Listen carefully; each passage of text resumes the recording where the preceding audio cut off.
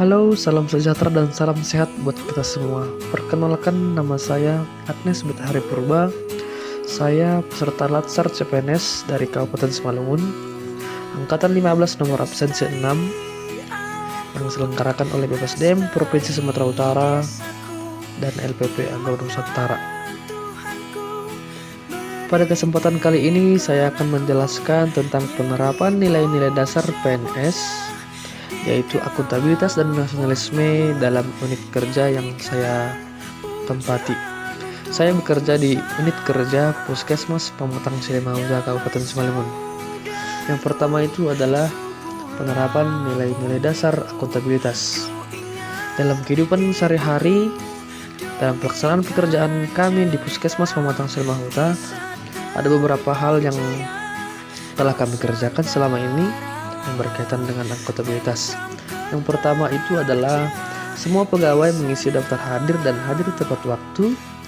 Itu wujud dari nilai-nilai akuntabilitas, yaitu konsistensi dan integritas. Yang kedua, semua pegawai wajib mengikuti mini lokakarya ataupun rapat bulanan. Itu wujud dari rasa tanggung jawab. Yang ketiga adalah setiap pegawai wajib melaporkan progres program yang sedang berlangsung dengan transparan, yaitu nilai akuntabilitas tentang transparansi. Yang keempat adalah menggunakan kendaraan dinas ataupun puskesmas keliling hanya ketika menjalankan tugas. Yang kelima, tidak melakukan pungutan liar dalam bentuk apapun dalam pelayanan kepada masyarakat, terlebih kepada masyarakat yang berobat. Yang keenam, konsisten dalam melayani masyarakat dalam situasi apapun, terkhusus dalam situasi pandemi. Yang kedua, saya akan menjelaskan tentang penerapan nilai-nilai dasar PNS, yaitu nasionalisme di lingkungan unit kerja saya. Beberapa kegiatan yang telah kami laksanakan yang berkaitan dengan nasionalisme berupa: pertama, mengawali dan mengakhiri rapat ataupun mini lokakarya dengan doa, yaitu perwujudan dari sila pertama.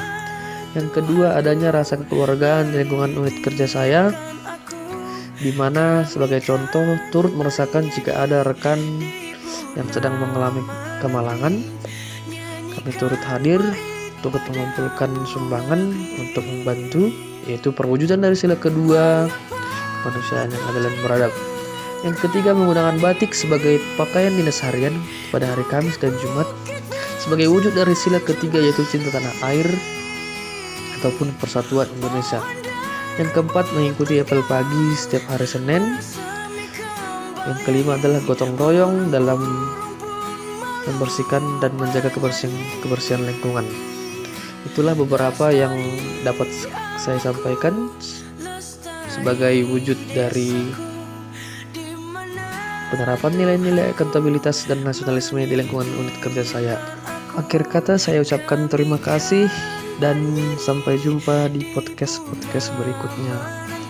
Salam sehat dan horas.